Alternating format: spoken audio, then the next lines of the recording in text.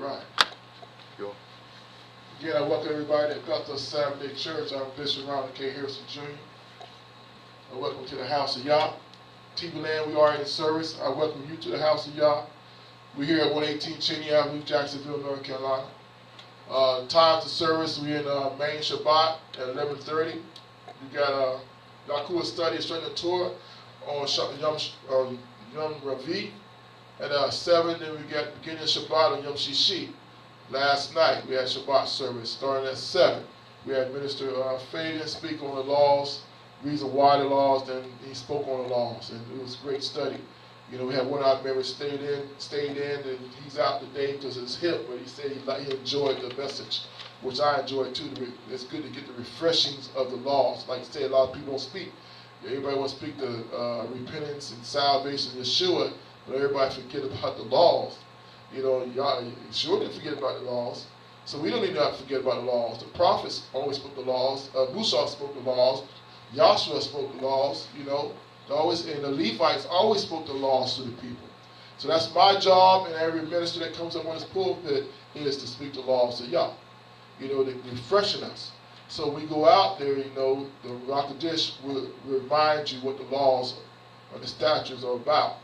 In case you interact to get to do sin, it'll let you know before you do sin. Hey, back up, you're getting too close. You know, he'll bring back to attention what the ministers have said, or what the Daverim said, what Yah has said, what Yeshua done said to the Daverim. Right? All right, we got Shabbat scriptures. Anybody got a Shabbat scripture they want to share it? You're welcome to stand up and speak.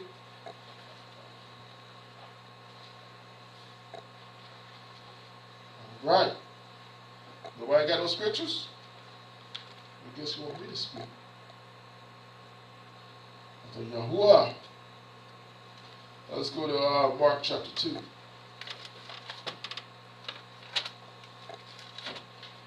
You got me a little bit, standing a little bit longer on this foot. I'm getting there, man. Standing a little bit longer. Every service, I'm standing a little bit. I see my cane right over there. I'm looking at it, but I like where I'm standing. The cane is standing right over there. That means I'm standing, I'm walking, I'm about to be walking and preaching and talking and walking and running pretty soon and going up and down the streets and everything else. Mark chapter 2, verse 25. And he said unto them, have you never read what David did when he had need and was an hunger, and they that were with him, how he went into the house of Yah in the days of Abiathar, the high priest, and did eat the shewbread, which is not lawful to eat, but for the priests, and gave also to them which were with him. And he said unto them, the Shabbat was made for man, and not man for the Shabbat. Therefore, the Son of Man is Elohim also on Shabbat. And I like that, where it says Shabbat was made for man, and man should not Shabbat. It says, therefore, the Son of Man is Elohim, is Lord also on Shabbat. That what Yahushua was talking about. That he is Lord of Shabbat. That it's Shabbat had changed. But Shabbat was made for us. You know, why was it made for us? It made us to reverence him. Let's go to Leviticus. Minister Fabian spoke last night. He was laughing at this scripture. Leviticus chapter 19, verse 30.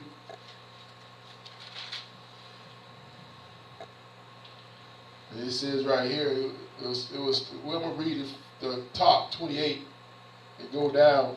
We was kind of joking the scripture. Leviticus chapter 19, verse 28. You shall not make any cutting in your flesh for the dead, nor print any marks upon you. I am Yah. I am Yah. Prints and marks. Prints. Those are tattoos. We see that in this generation, everybody got a tattoo. Everybody got marks on their skins. You know, you need to stop marking your skins. You know, tattoos and everything else. Your body is the image of Yahuwah, so the body is not your own, especially if you come to Yeshua. You get baptized in his name and become his son or daughter, then your body is not your own. So I don't hear nobody say, I'm going to do a tattoo for Yeshua or Yah. And they will do it. That's what they say. Y'all laughing. They say it every time. I hear what it is. Go ahead, sir. They don't understand how clever the devil is. Yes. Here's what I mean. the pastor talking about, these Hollywood, a lot of these Hollywood women are witches. Yeah. Right?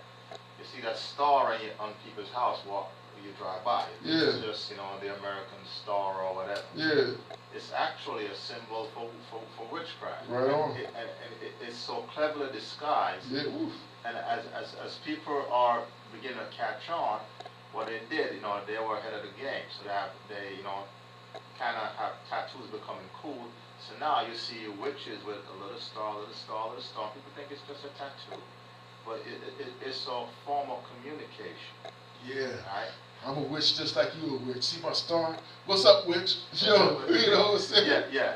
So it's a clever way of disguising. You know what I'm saying? When you have the masses all doing it, nobody pays attention. Right. Yeah, but like I said, you can see it all day, especially all the basketball players, man. They got tattoos all on their body, their arms and stuff, half their chest, man. Now you got the cage wrestling and everything else. Everybody got tattoos. Most women got tattoos now, all the way up down their arms and stuff, and it's printed, it's marked, and now your body is marked. So right here, y'all already done said, you don't make no markings on your flesh. No mark says print. No, it says no print any marks upon you. It says I am Yah. Do not prostitute your daughter to cause her to be a whore, lest the land fall into whoredom, and the land become full of wickedness. And that's what happened now. That the whole land is full of wickedness.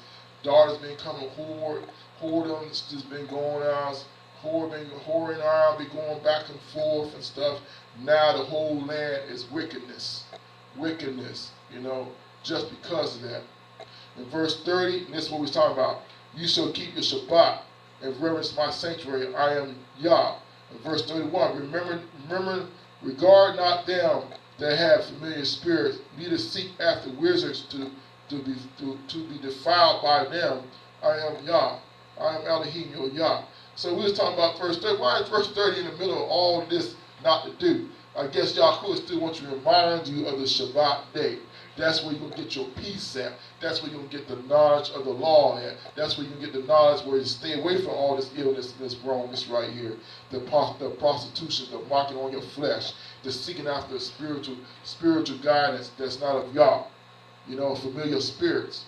Familiar spirits is something like Yah, but it's not Yahuwah. Satan is like Yah, but it's not Yah. He's a fallen angel. You know what I'm saying? He was born of Yah. You know what I'm saying? He was a Melechite, but he found sin in him. That's why he's familiar. You find that familiar spirit. He said, don't look into them. Then, like I said, so to be defiled by them. So we go to verse 30. You shall keep my Shabbat and reverence my sanctuary. And that's what they're forgetting. Reverence in Yah in the sanctuary. They don't want to come to the sanctuary. They don't even want to keep Shabbat, but they want to reverence him in the sanctuary. This is his house. You got to reverence him. He is Elohim. He is Yah of this house, not you. That's why we come humbly in here. So even though we are the temple of Yah, he dwells with us. But when we come to a place to worship, we come humble before him. You know what I'm saying? Because he is Yah. And that's where we keep ourselves low. We want to reverence him because we want to hear what he has to say. He got words for us to hear today. To keep us from sin. To keep us from bodily harm today. But we get prideful and pride. We have pride and be prideful. Y'all is not going to talk to us. He's not going to say nothing to us. He's going to let us go out there, commit sin, and die. You know what I'm saying? And make harm to our flesh because we're too prideful. Am I? Hallelujah. Let's go to chapter over Leviticus 23, verse 1. And Elohim spake unto Musa, saying, Speak unto the children of Yisrael, and say unto them concerning the feast of Yah, which you shall proclaim to be a Kodesh convocation. Even this are my feasts, and holy convocations and holy meeting. 6 days shall work be done, but the 7th day is the Shabbat of rest, and holy convocation. You shall do no work therein. It is the Sabbath of Yah in all your dwelling. And that convocation, this is a holy meeting today. Convocation. We are come today in a holy meeting today. 6 days we work. On the 7th day, it's the 7th day right now as we speak, a Shabbat, Yom Shabbat. We come to worship. We come to a holy meeting today. Why it's so holy? Because Yah is Kaddish. He told us to be Kaddish. Yah come here. He said, remember the Shabbat and keep it holy. Today is holy unto Yah. So it's a meeting. After 6 days, we come here to worship him. Let's go to Exodus chapter 20.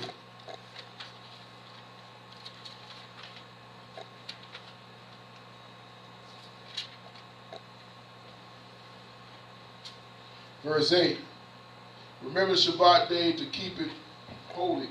6 days shalt thou labor and do all thy work, but the 7th day is the Shabbat of Yah your Elohim.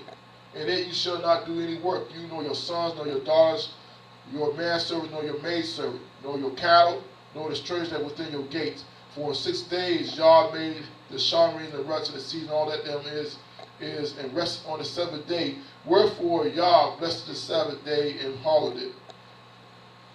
Yah blessed. Again, we're talking about the 6th day. Yah made the heavens and the earth and the seas and all that them is, and rested on the 7th day.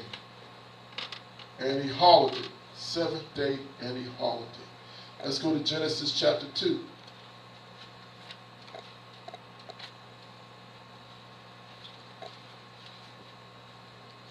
Verse 1. Thus the heavens and the earth were finished, and all the host of them. And on the 7th day Yah ended his work which he had made, and he rested on the 7th day from all his work which he had made. And Yah blessed the 7th day, and sanctified it, because that in it he had rested from all his work which Yah created and made. These are the generations of the Shamrims and the Ruts when they were created, in the day that Yah Elohim made the earth and the heavens. Okay. Verse 3, Yah blessed the 7th day and sanctified it, because that in it he had rested from all his work which Yah created and made. Again, I was thinking about that again. That's only that's the only commandment that he blessed, you know what I'm saying, is sanctified. The only commandment that he blessed and sanctified. We already know Yah is already blessed. You know, he said, don't have no image, don't make no graven image after him. Don't take my name in vain. He says, honor your mother and father. You know what I'm saying? Then he says, remember the Shabbat and keep it holy. Remember, he blessed it and he sanctified it. That's the only commandment that he blessed and sanctified. Right? Let's go to last scripture. Get Minister Richard to be speaking today. And from there, I'll be taking on the next Shabbat. And I pray that y'all give me something. Be ready to explode. Let's go to Nehemiah. I'm using the same scripture Minister Fagan spoke last night. This is one of my favorite scriptures here about Shabbat. So if anybody want to challenge me on Shabbat, I'll get them on this scripture right here. This is a scripture I get them every time. I get them to shut up every time on this scripture. Chapter 9. Let's go to verse 10. And shew signs and wonders upon Pharaoh on all his servants and all the people of this land. For you knew that they dwelt proudly against them. So didst you get you a name as it is this day. And you didst divide the sea before them, so that they went through the midst of the sea on dry land, and their persecutors you threw in the deeps as a stone into the mighty water. You're talking about Mizraim, Egypt.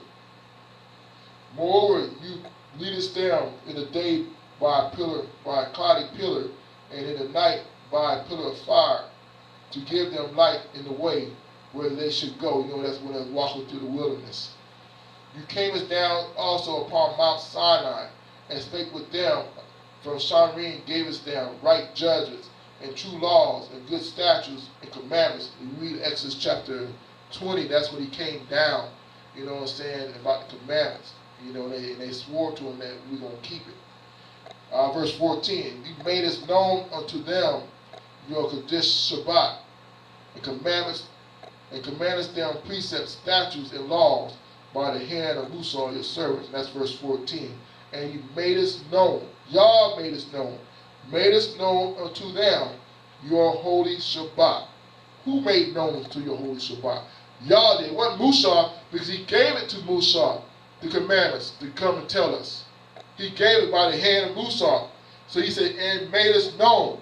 Yah made us known unto them your holy Sabbath, and commanded them precepts, statutes, and laws by the hand of Musa, your servant. By the hand. It wasn't Musa. So you don't tell me that you're obeying Musa's commandments. I'm going to say you're lying. That ain't Musa's commandments. Why are you keeping Musa's commandments? That's what they say all the time. Why are you keeping Moses' commandments? You tell them that's a lie. I'm not keeping Moses' commandments. I'm keeping Yah's commandments. Because Yah says so. He made known his holy Sabbath. This is his holy Sabbath. He made known to his children. We're his children. Spiritual and natural. We're his children. Made known. So this is his Sabbath. He said it's his Sabbath. I didn't say it's Sabbath. Abraham, Isaac, Jacob didn't say it. You already know Musa didn't say it. Joshua didn't say it. Yah has said it. Made known. So when anybody tell you, are you keeping Moses' commandments? I'm telling you lying. I'm not. I'm keeping Yah's commandments. And I can prove to you. So here, I can prove to you that I'm keeping Yah's commandments. Then you say, why aren't you keeping it? You disobeying God. And we go back to 119, verse 24. One of the verses where David says, you are cursed because you err not to keep his commandments. Then that becomes you are cursed. You say that, you are cursed. They hate that when you say that. See, if you call me a curse, that's almost like fighting words to me. Ain't nobody gonna call me curse. Because you're not gonna speak that over my life. That's what you're doing to them. They don't understand that. But you tell them that, man. If you don't keep the commandments, you are cursed. So you're speaking that over their life. They should be offended of that. Because somebody say, I'm a curse, I'm offended. No cop, not my mother, not my brother. I don't care, not even saint, ain't gonna ever call me a curse. Now, if I am, I'm gonna be offended. You better tell me the reason why. If I'm sinning before y'all, that gives me a chance to repent. So I won't be a curse. And I'll be saying, thank you, brother. Thank you, sister, for looking out for me because you love my soul. But if you ain't got no answer, I'm going to get you. Straight up. But like I said, you tell them. But they'll probably laugh in your face because they don't have no understanding. It means Satan already got them. They should be offended. They should be mad that you call them a curse. Then they should come to you bucking up and say, why you call me a curse? You should tell them. Because you're not keeping the commands of Yah. That's why you're a curse. Don't you want to live? Don't you want to be blessed? Like Brother Favorite said in Joshua, that scripture, you should succeed if you keep the law, statutes, commandments, judgment. You should succeed. My brother, you're going to succeed for you keeping the commandments. Satan would have had y'all last week. But you're succeeding, man. That was past. This is a new day. Now it's a new week. Yom Rashad is tomorrow. That's the first day of the week. You're going to praise him. Then you got Yom Shani. That's the second day. Yom Shali, that's the third day. You are working. You are blessed each day. We don't worry about tomorrow. Yeshua don't worry about such sufficient evil thereof. Worry about today. And today we worry about the blessings of Yah. I'm worrying about the blessings of Yah today. Today is what we worry about today. We on Yom Shabbat today. And his blessings, he's sanctified, it's Kaddish, it's holy, and it's great. And I love it. I'm blessed. And nobody else can tell me. Today I'm living. I'm living in the house of Yah, and I'm blessed. And I share that. Alright? Alright, that is our Shabbat scriptures for today. Like I said, TV Land, if you have any questions, you don't understand what I'm talking about, I gave you the numbers in the first of the sermon, of the teaching. Call me, and we'll go back over the scriptures. Alright, I present everybody to you, Minister Richard Harrison. He will be speaking today in this hour on Shabbat. And like I said, I guess I will be speaking on next Shabbat. Come on, Minister Rich, let's get started. Let's roll it. All right.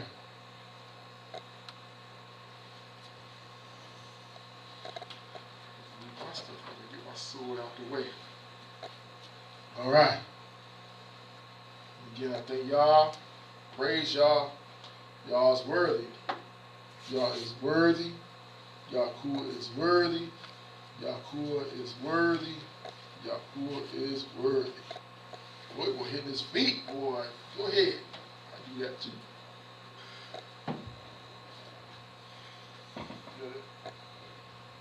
Hallelujah. All praise to the Most High. Praise him. Once again, it's a pleasure and an honor to be in the house of y'all anytime that I'm amongst the living. So it's a pleasure and an honor to be amongst the living, amongst the brother and the sister, and in the Word, to hear the Word at any time, any day, especially today, of course. It's a good day. It was a good word all through the week, and even at the Torah studies, the bishop was talking about favor. And he's talking about Daniel. And then right then and there, I started getting my message right there. Oh, you gonna pick it off of me, man. Yeah, You and pick then, it, man. I came in late with Brother Fabian last night, talking about the laws. And I was like, oh, that's good. So it's like kind of like piggybacking the ball, and that's how the Spirit does it. So all praises. But today I'm talking about, when he was talking about Daniel, he was talking about how he got favor because what he did, he kept the law, statutes, and commandments of Yah before for the king Nebuchadnezzar and his eunuchs and his for not eating of that unclean food. I was thinking of what came to my mind was eating at the king's table. Okay. And talking about my servant is going eating at the king's table, and but think about Daniel and those Hebrew boys, how they kept themselves undefiled and kept their commandments and statutes of Yah no matter what. They was gonna keep their statutes and commandments, and you gotta do that sometimes. When I was thinking about eating at the king's table, sometimes you're gonna be in the presence in the world today. We know this world is not ours, but you're gonna be in the presence of somebody's gonna try to make you do something or try to make you say something that's not fitting to what you believe in, and sometimes you gotta say no. And then you stand on the promises and you stand on your covenant. It really is a covenant. That's what Daniel and them was doing, a covenant they had made with the Most High. And if you said no, y'all would do something miraculous like he did with Daniel and change everything around and make the king's table his table. And that's what he did with Daniel. He made Nebuchadnezzar's table. He made that to Daniel's table. At the end of it, Daniel and the Hebrew boys had their way. They were eating what they wanted to eat. They were saying what they wanted to say. And they was praying the way they wanted to pray. In a matter of days, just like that, because they kept their faith, they kept their covenant, and they kept the law, statutes, commandments of Yah. And how it blesses, the eat of the king's table because it's a place of honor. We were talking about yesterday about the laws, statutes, and commandments, and the feast days are coming up. And to be in the presence of the king is a great honor because one thing it shows that you are worthy to be in his presence. You are honored, and you are blessed at that time. And another thing that I'm going to go into later in the sermon is also to let everybody see that you are honored. And even with the enemies, like it says in Psalm, we'll go over Psalm 23, talking about he sets a table in the presence of your enemies and let your enemies know that, hey, you are highly favored because you were sitting with me. You are sitting in my presence and on the outside looking in. And we know that we're talking about the millennium. That's what's going to happen at the millennium. On the outside looking in, like the virgins, they couldn't even get into the gates because the doors were closed. So they was on the outside looking in and hearing all the festivities and all the celebrations was going to happen when Yahushua comes back and take us on home. It's going to be a big party, celebration, table, feasting, and all that good stuff is going on. But until then, we got to do the same thing here on this world. The world is not ours. The world is his. It's Satan's. So we have to do the same thing. We have to do what Yahushua wants us to do here. What Yahuwah wants us to do here is to be faithful, keep his covenant with him because he made a covenant with us. He said, if you promise to keep my law, statutes, and commandments, I will promise to save you in your time of need. And that's what he did with Daniel and the three Hebrew boys. Today we know we have to be careful where we eat at, like I said, because this is the Satan's world, and he's the king of this world, the prince of this world, and he has his say so where you want to eat. He has to say so where you're going to eat, but you have to say so what you eat. And when I'm talking about eating, I'm talking about spiritual word. You go to some places, or the churches. I call churches like restaurants because you got different churches or different restaurants where you can eat at.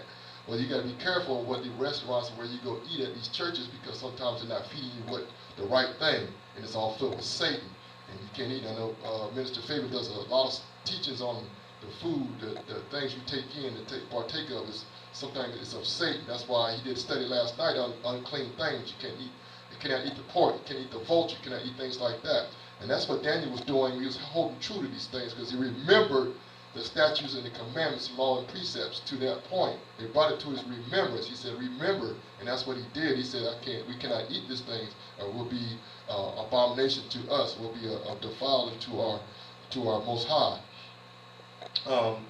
Like I said, the world is the word. When we say eat, you eat at these places, and then you're gonna be tried. Like Brother Pedro was tried and tempted, this week. You're gonna be tried and tempted to Satan. He wants to try you sometime. But Satan wants to try you, but Yahuwah wants to test you and see if you're going to be faithful, just like he did with Daniel and these 3 Hebrew boys. And the things off of this world are not good. We know the world is Satan's. We know the world is going to hell in a handbasket, and it's going to be a new world reborn, burnt up, and built up by the Most High. So we know if we don't keep ourselves prayed up and keep ourselves in the Word, then we can see the things of Satan that's coming like that. We're going to see when somebody's trying to offer something unclean. We say, no, thank you, I'll pass on that. Because sometimes, Satan is the angel, he's the angel of light. We make things that make it look good, but it's not good. And if we don't keep ourselves prayed up and keep ourselves in the law, statutes, and commandments, we would partake of things that's not ours, that's not of Yahuwah, it's not of Yah. And that's when you compromise your soul for acceptance of things of this world. Let's go to Daniel and take a look at that, so we can show you how Daniel and the 3 Hebrew boys kept their faith by keeping their covenant with the Most High. Daniel chapter 1, verse 8.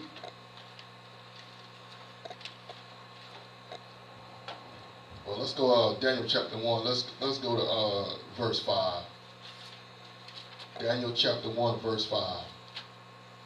And it reads, "And the king appointed them a daily provision of the king's meat, and of the wine which he drank, so nourishing them 3 years, that at the end thereof that they might stand before the king. And now these were of the children of Judah, Daniel, Hananiah, Mishael, and Azariah, unto whom the prince of the eunuchs gave names. For he gave unto Daniel the name of Belteshazzar, and to Hananiah Shadrach, and to Mishael of Meshach, and to Azariah of Abednego." And we know, like the bishop was saying, those are the names of their people, of their gods that the Babylonians were giving them, trying to change their names, trying to change them over. And the bishop hit it right on the mark. He said that's what the world's trying to do. They're trying to make you change over to them. The world said, "Be not like of the world. The world is not ours." And that's what they were trying to do here. So you got to be careful of that. And they caught it, and I caught it when the bishop said it. So that was good. Verse 8. "But Daniel purposed in his heart that he would not defile himself with the portion of the king's meat, nor with the wine which he drank. Therefore he requested the prince of the eunuchs that he might not defile himself." Verse 9. "Now Yah had brought David into favor and tender love with the prince of the eunuchs. And the prince of the eunuchs said unto Daniel, I fear Elohim the king, who hath appointed your meat and your drink. For why should we see your faces worse like in the children which are your sort? Then he shall make me endanger my head to the king." I'm going to stop right there. And like I said, it's funny how Satan, he'll tempt you with needing the things. If you needed the things of this world, he will tempt you and he will offer you the things off his table. If you look at it, I need a job. I've been with a job since October. So Satan, he said, "Hey, I got this job for you right here. You want to take this job right here, make a lot of money, but you're going to have to, do some things that, that's not really suitable to what you do. But it makes a lot of money though. So that's what Satan will do. He'll give you things off his table that when you're really in need. But if you hold on and you know that it's not good, you wait on to eat off the right king's table. We talk about the king, the Most High's table, and his blessings, his things off his table are good and not of Satan. You need money. What do he do? Like the other day, I got these credit cards. Oh, now I got one for my car. You've been pre-approved for a car. Just come on down and get your car right now. No, good and well, I don't have a job. I ain't got no money in my bank. But all of a sudden, I got some pre-approved money for a car. That's how Satan do it. He just ditch it off like that because he know he wants you to get you into further debt. Like I said, the job, woman, You know, if you ain't got a woman, you're like, oh, yo, I'm lonely, I need a woman. All of a sudden, you got this woman come up to you and say, hey, and you start looking at her like that, and all of a sudden, you know, you're gonna try to, you know, she wants to get with you, but she's not the right one. You have to wait on that Proverbs 31 woman. But Satan will throw that woman out there. All of a sudden, when you're lonely, just like now, I'm getting all these calls from these ex-girlfriends or ex-girls that I used to hang out with when I wasn't into the word. But now they say, what you doing? Oh, I miss you. Oh, blah, blah, blah. That's all Satan trying to test you, trying to tempt you into going back to the ways you were, off his table. You see, those women they weren't on y'all's table. They weren't on of y'all. They was on Satan's table, and he trying to throw that back at you like that. And that's what he tried to do. And these are the times where, you know, you have to be strong in your faith. You have to be make sure you're down with the word and the law, statutes, and commandments of Yah, so you won't fall for those things. So you won't eat off the things of the wrong table, off that king's table. I want to eat off my king's table of the Most High. Spiritual places, like I said, church, you know, their meat is not always good, and you have to discern what is good or not. You have to pray, stayed up, prayed up, and also be in your word, so you'll know that meat is not good, and you know you're not to go there. You don't have to set everything off of everybody's table. Everything is not good. And like my mom said, you can't eat everybody's cooking. You know, and I know what that means, because I've been through some places where I received the word and it didn't resonate in my stomach. It almost made me sick because I knew it wasn't right. I knew it wasn't right in my spirit. So sometimes I got up and walked out. You know, like you said, you get up. They said, you ain't finished your plate. I said, no, I'm good. Get up and walk out, go somewhere where my food is good, like some place like this. And look at verse 5 though. That kind of stuck out at me. And the king appointed them daily provisions of the king's meat. So he appointed them daily of the king's meat and the wine that he drank. So Satan wants you to take the wine that he drinks. And like he's going to tempt you with the things of what he drinks and the things that he eats. So he wants to corrupt you. He wants to corrupt your mind, wants to corrupt your body of the things that he drank. That's what the world wants you to do. Like, come on over here, let's go to the club. Or you ain't gotta go to service today. Let's go do this. Let's go do that. So you start corrupting your body with the things of them. You also try to change your name already. Now you're gonna try to change your soul, trying to change things in you. So the spiritual food that he drinks is not, he eats, and the wine that he drinks is not good. It's not of y'all. So you have to be careful of that. Verse 6. I looked at that, and verse 5 is for nourishment for them for 3 years after thereof, that they might stand before the king. So think about it. They was going to defile these men for 3 years. 3 years filling these guys up with all this junk, all this stuff of them, so they can stand before Satan, their king. That's what the world is trying to make you to do. You eat up all this stuff, eat up this stuff, and then you're going to stand before them to show yourself approved. That's why they said no. That's why you have to say no to those things as well. We want to eat nothing off your table because it's not good. I'll go, like they said, I'll go on a diet. I'll be fasting for a while. Look at verse 8. This is what, in verse 8 is what, like I said, what we have to do as children of the Most High is keep his covenant with him. Daniel set his mind and his heart to do the things of Yah. Verse 8, but Daniel purposed in his heart that he would not defile himself with the portion of the king's meat, nor with the wine that he drank. Therefore he requested the prince of the eunuchs that he might not defile himself. The prince of the eunuchs, that means the handyman of Satan, the demons. If you know, you can request. You can say, I rebuke you, but he did it in a nice way. He said, no, thank you. I don't want it. I don't need it. Just like, I'm not saying anything bad about the Jehovah's Witness, but I know who I am in the Most High. They come to the door and ring the doorbell, and I listen to them, but I always say, that's when I say, no, thank you. I don't want anything you have to offer. I call it like the Girl Scout cookies. They're the Girl Scouts. They come around, with the doctrine and the word, but I say, no, thank you, because I know what they're about, and I know what their doctrine is. Well, I say, I'm not going to eat anything, you got to take it. Even if they want to offer you, say, here, take this pamphlet. Yeah, I say, no, thank you. That's like, free sample. Here, take this free sample. No, thank you, because I'm already standing strong on what I believe in and I know where I'm eating of. I said, no, thank you, my refrigerator is already full. That's basically what I'm saying. And, what, bro? I interrupted, man. Oh, go ahead. I had what do you call it? Not Jehovah's Witness. What's the other one they call? Mormons, man.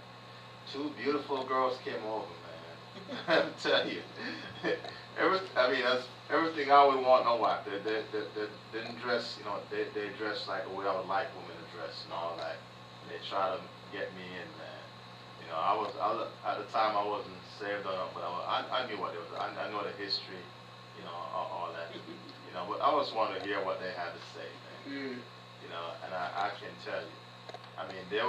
They said they were on foot because they were supposed to meet up with me, and they said they were walking on foot. I'm like, I'll put two and two together. I'm like, two women walking in Jacksonville. Yeah, it's possible, but you know what I'm saying? But what I was trying to get on it is that they're so into what they believe, and yet they can't see how dishonest they were. I'm like, how could you be dishonest and at the same time claiming that you're serving the Most High? So. Yeah, like I said, you partake of, you eat of so much, and like they always say, you are what you eat. You are, and I don't think they realized how bad they were. Yeah. You know what I'm saying? They are blinded. You are what you eat. Yeah, remember a lot of them were born in this too. So.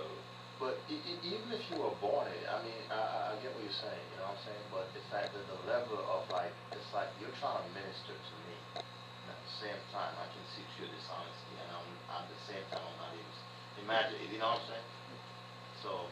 That's what I said, like in the sermon, you say, no thank you. No thank you. I know, thank you. Thanks, but no thanks. I'm good. And that's what, I always say, bless you for what you're doing, and I just leave it at that. That's what it says what Daniel did. He didn't raise no ruckus here. He didn't say, I ain't eating that, and turn his back like the little kid or something like that. But he did it in a nice way. That's the beauty of it. He did it in nice ways. And he asked, that's how he got his favor.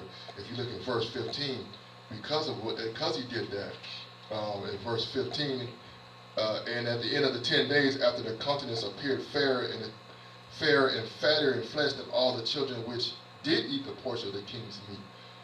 And then Melzar took away the portion of their meat and the wine, and that they should drink, and gave them pulse. And we know pulse is like vegetables and beans and like a little porridge or something like that. Basically, like some mashed up, some salad, something so they nourishment. But the thing about it, though, look at it. It said 15. He said they look better than the children that ate the portions of the meat. They look better than the children in the world. So what y'all was saying, he said he blessed them and showed them favor, like the bishop was saying at the studies on Wednesday night. He showed them favor, and he turned the table on them. That's what I call turn the table. He made Nebuchadnezzar's table into his table. Daniel made Nebuchadnezzar's table into y'all's table at that moment when he showed favor. He said, this is my table now. And they had it for 3 years. Remember, back in verse 5, they had to do that for 3 years. So 3 years, they were eating the things of that, and their countenance was good. So 3 years they did that. I didn't catch that till I was doing this sermon. I thought it was like for that 10 days.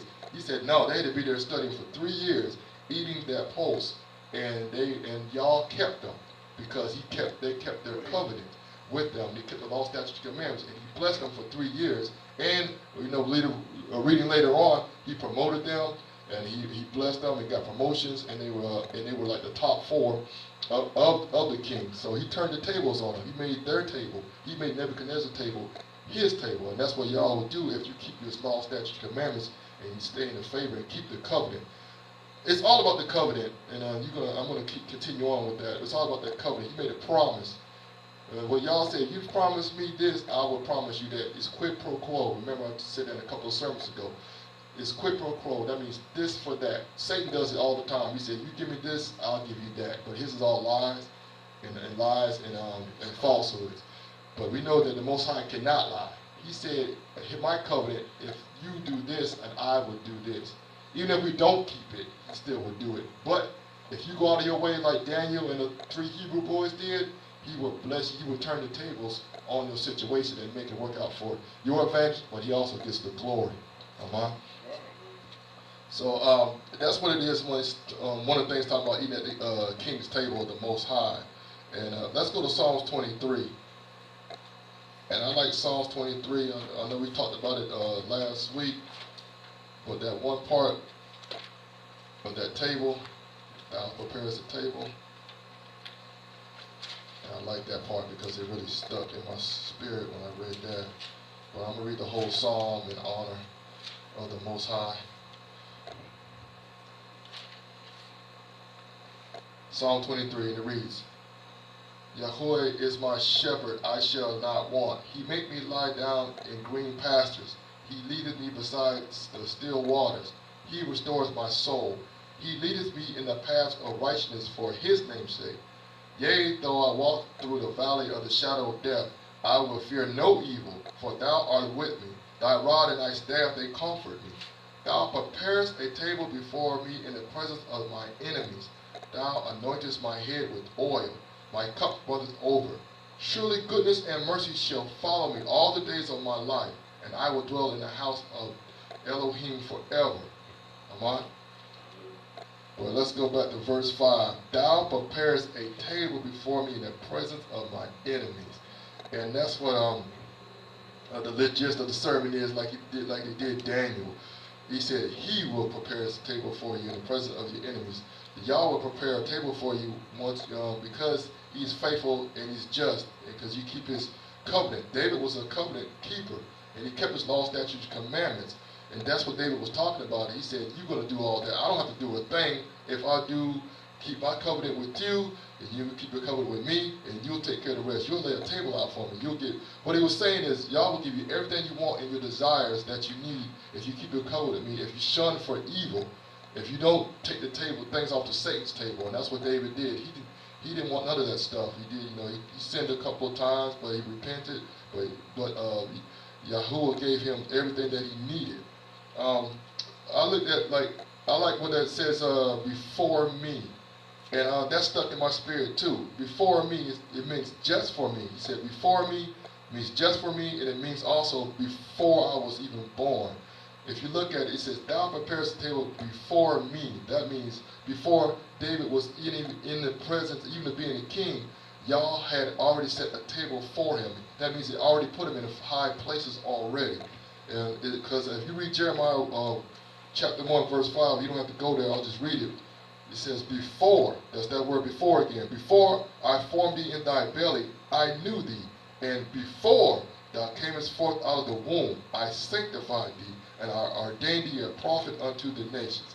That word before, that means before the beginning of time, he knew that David was going to be in this position. He knew that he was going to be a king. He knew that when he had his mission for him. The same with us. Before we was born, Yah knew where we was going to be at. He knew we was going to be in the house of Yah at this time, this day. He's all-knowing, omnipotent, all-potent, and he knew these things. So before that, he's laying the table out before the presence of your enemies. So you don't have to worry about what's going on in this world today, because Yah has already set a table before your enemies. That means you're going to win, you're going to get the victory. Like the bishop was saying, you already won when you stepped in his house already. The table's been set for you. All you got to do is just take what you want. Ask him what you want. That's why we do the prayer part. You ask what you want. He's going to give it to you because the table's already been set, because you are in his will. Right. You are in his law, statute, and commandments. So he'll give you what father would give a bad thing to his son. That's a bad father. We have a good father. Amen. And all is prepared for you at this table. All you got to do is just wait on it. The whole thing is about waiting on it. And while you're waiting, keeping the law, statutes, commandments, like Daniel did. So Daniel did the same thing as David. The table was already set, and y'all flip-flopped the table for David as well, because he had enemies before him. Saul was his enemy, and the family of Saul was his enemy, but he flip-flopped the table. Saul was king, but now David is king. And now David's eating off his own table before his enemies. I made a little joke. I was like, what is like the table, the king's table? The y'all's table is like Golden Corral. Got all this buffet, all this good stuff to eat. And Satan's table, McDonald's. Just Mac, fries, that's all you get. Dollar menu, greasy, cholesterol, all that. But that's what I'm saying. That's how the king's table is. You just think about it like that. Golden Corral, all the food out there is all yours, because he's giving it to you. Only if you wait, and it's only for his chosen and for his people. Like I said, Satan's table, you might think it look good, but it's not. It's all fat food. Fat, Just like I said when we read Daniel, he said the prince, he said their children, the prince, their children were fat and their faces did not look like Daniel and the 3 Hebrew boys, and then the countenance was not the same. Let's go to Psalm 78, verse 19, real quick. This one's caught my eye. It's kind of talking about the king's table, but it's kind of different though. It's kind of showing the power of the Most High, that He can do whatever He want when He want, even if you're in disobedience. This is when the children of Israel tried the Most High, and they was in disobedience. Psalm 78, verse 19. Well, let's go to 17 first and read down. Verse 17. Psalm 78, verse 17. And they sinned yet more against Him by provoking the Most High in the wilderness. And they tempted Yah in their heart by asking meat for their lust. 19. Yea, they spake against Yah. They said, can Yah furnish a table in the wilderness? And I just want to throw a little tidbit in there. And this is going against the children of Israel when they was going against Yah, when they was crying that we want food, we want manna, we want food. Then Yah gave them manna. Then we don't want manna no more, we want quail. And they kept provoking Him and saying, he can't do this, he can't do this. After they got him out, after Yahweh got them all out of Egypt, and they're still provoking Him. But that's what it means, like, can Yah provide a table in the wilderness? Well, the question is His power. And He just did all those great, wonderful works until then. But what it's saying is, Yah can do whatever He wants. If I want to lay a table out here in the wilderness, I can do it. But He did not want to do it at that time because of the disobedience, because y'all unbelief. He said, I don't have to do that. He said, I wanted to do that. He's going to do that when you get to the promised land. That's the thing about it. The whole thing about that, this scripture right here, you have to wait until the promised land. You get to that place in relationship with Yah, then He will lay out all that table and stuff like that. He will have a picnic with you and everything like that. But if you're in disobedience and sinful, He's not going to do that. He will, but He'll give you what you need. He'll give you manna. And look how long the children of Israel ate manna because of their disobedience. He could have had quail, but didn't like that, so He took it away from them and started eating manna all the way to the promised land. And that's what Yah would do to us if we not humble ourselves and we take what is given us from the table that He gives us right now. If we do that right now, and then have better things coming into the future, into the afterlife, if we keep His law, statutes, and commandments to be in His will. And that's what David did. David kept his covenant with the Most High. And David was a covenant maker and a covenant keeper. And he did that with Jonathan. And that was very important, because we know David kept his covenant with Jonathan. And then David promised Jonathan, I will remember your family. And we know the story about Mephibosheth, Jonathan's son, how David showed him kindness and he ate at the king's table. And we're going to go into that in a minute. But David kept and remembered the covenant of Jonathan by giving a place at the table for his family. Jonathan made a covenant with David. They was together. And Jonathan made a covenant with David by giving him like his robe, his sword, and his belt. So together they made a covenant with each other. It's like, you promised me this, I promise you that. And that's like that quid pro quo going all over again. So and that's what the Most High does, is that, like I said, if you promise me this, and I will promise you that. But we know that the Most High can't lie. He kept His covenant with us. He kept His covenant with us, and most of the time we don't keep our covenant with Him. But He's quick and He's able to forgive, and He's just like that. He's sovereign like that. We just repent, ask for forgiveness, repent, and the covenant is still there. And the covenant didn't go nowhere. It's just that we don't want to honor the contract, then He's not going to honor His part of it either until we honor ours. Let's go to 1 Samuel chapter 20, verse 13. I'm show about how important the covenant is when someone makes a covenant, or even we make a covenant, or the Most High makes a covenant. It's important. That word, that vow is important. It's sacred to the Most High. And I say, swear by His own name. I'm sorry, chapter 20, 1 Samuel chapter 20, verse 13. And it reads, y'all do so much more to Jonathan if it please my father to do thee evil, then I will show it thee, and send thee away, that thou may goest in peace, and Yah be with thee, as he hath been with my father. And thou shalt not only while yet I live show the kindness of Elohim, that I die not. Verse 15. But also thou shalt not cut off thy kindness from my house forever. And this is Jonathan talking to David. No, not even y'all have cut off the enemies of David, everyone from the face of the earth. I'm going to stop right there. Jonathan knew David was going to be king. He knew the prophecy, and he believed in it. Even though Jonathan was Saul's son, and Saul was king, and technically Jonathan was supposed to be king. If you look at the hierarchy of the king, Jonathan was supposed to be king right after Saul, but Jonathan knew David. He knew he was anointed, he knew he was going to be king, and yet he still blessed him, and all said, make a promise to me that you'll keep me and keep my family if I should be off the face of the earth, if I should die. Verse 16, so Jonathan made a covenant with the house of David, saying, let Elohim even require it at the hand of David's enemies.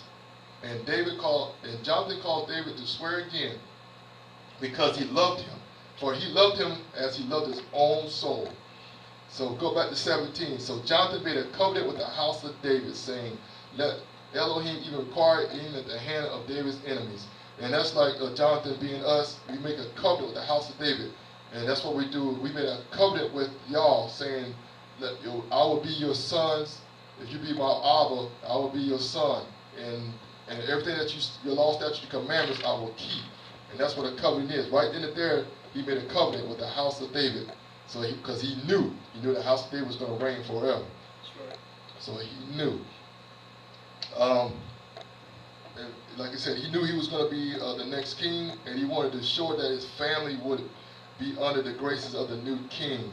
And we talk about those generational blessings and generational curses, and that's what we try to do today, to get into the word. Like my mother, when she took us to church, she knew about the salvation. She took us to church so we can get into the covenant of David, the covenant of Yahushua, the Mashiach.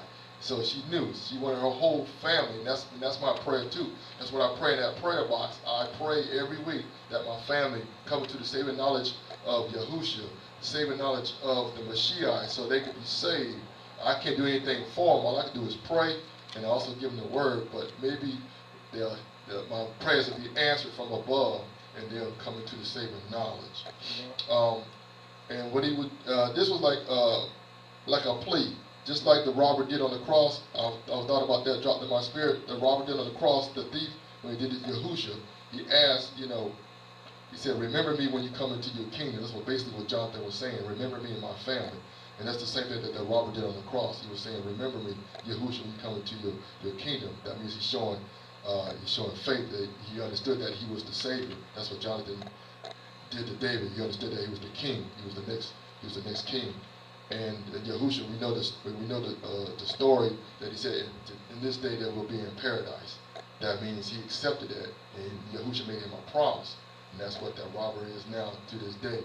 He's going to be in paradise with Yahushua, just because he realized who the Messiah was, the Mashiach was, and it was Yahushua. And this happens when we are, but this now happens when we are not seated at Satan's table. We won't get the same blessings that what David was there for David and for Jonathan. That was a trap, though. Satan always throws a trap at us. Like I said, the tables that he throws at us, the money, the women, the lifestyle, those are all things of Satan that he throws at us, and those are traps, those are snares. And all through Psalms, David will always talk about, save me from the snares and traps of Satan. And that's what David always knew. He was always scared of. He didn't want to fall back into sin after he had already failed once or before. And that's what we need to do. Pray is always that's what we say, Lord Elohim, let your lamp be a light underneath my feet, because I don't want to fall, I don't want to stumble. Let's go to 1 Samuel, same chapter 20, but 12, verse 25 to 33, and we're going to show you how what it's like to eat at the king's table of Satan's table. When I say Satan's table, that means, Saul. This is when Saul had already, spirit of y'all already left Saul, and an evil spirit that came into Saul, so they know that's Satan. So let's go to verse 25, same chapter 20, 1 Samuel, verse 25.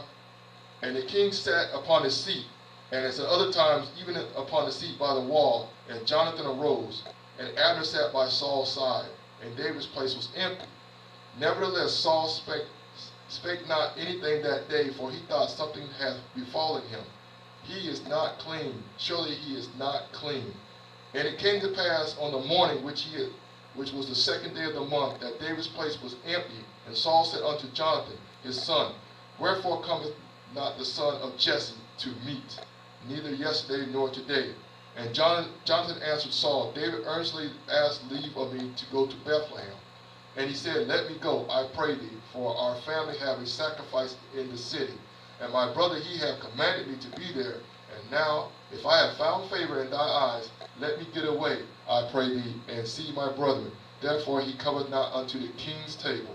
You see what I'm saying? King's table. Then Saul's anger was kindled against Jonathan, and he said unto him, Thou son of the perverse rebellious woman, do not I know that thou hast chosen the son of Jesse to thy own confusion, and unto the confusion of thy mother's nakedness?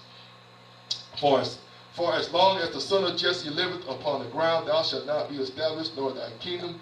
Therefore now send and fetch him unto me, for he shall surely die. And Jonathan answered Saul his father and said unto him, Wherefore shall he be slain? What have you done? And like I said, that's what it looks like eating at the wrong table. The king's table, King Saul. He was filled with the evil one. He was filled with the devil. And he didn't even know David was gone until everybody started moving around and it got his place. That's why when you get out of underneath from the king's table, when you get into the right standing and get up to y'all's table, Satan's going to realize that. Satan's going to realize that, brother, that you're not there. He's going to come looking for you with his demons. He's going to ask you, why you're not doing this, why you're not doing that. But you're in the right table. You're in the king's table, and that's what David was doing. He didn't want no parts there. It was a trap to kill him, and that's what Satan wants. He wants you at his table so he can fill you up, so he can kill you. It's like slaughter. It's like fattening you up for the kill. You know how they, back in the day, they used to, around Thanksgiving, they fatten that turkey up. They give that turkey more food than they usually have than the prior months. But then around November, they give them all that seed, fatten that turkey up, they get them nice, then now you do, chop their head off, fatten them up for the kill. And that's what Satan tries to do to us. Yeah. If you eat at his table, if you keep going to those clubs, you keep going to those high places, those churches that are not worthy, not good restaurants, and filling you up for those things, those foul, undefiled things and abomination things, you're going to get fattened up, and what's going to happen? You're going to fatten you up for the kill. And like Minister Fabian used to talk about, your arteries and cholesterol levels, heart attacks, everything like that. Spiritually, the same thing is you're going to fatten up, you're going to close yourself off to the truth, and then everything you're going to want is you're going to want that, you're going to desire those things, you're going to desire those big Deborah cakes, those cupcakes and stuff like that. And we say around here, those are symbolism for like word. You're going to desire the things of Satan off his table. You're going to go looking for it. You're going to get up in the middle of the night, go looking for things like that, with places you shouldn't be at the club, at that girl house, at that guy house, at the bar, looking for that things off the table, which, if you stand in the house and your refrigerator is full with the word right here, you don't need that stuff because you got good stuff in your refrigerator. And that's what's going on with that. You want to eat off the king's table. You want to eat at the right king's table, and that is the Most High table. Let's go to 2 Samuel and show you what it looks like to eat off the right king's table. 2 Samuel, chapter 9. 2 Samuel chapter 9, verses 6 through 13. And we know the story. This is a story about Jonathan's son and how King David showed favor to the family of Jonathan. He kept his covenant. He kept his promise.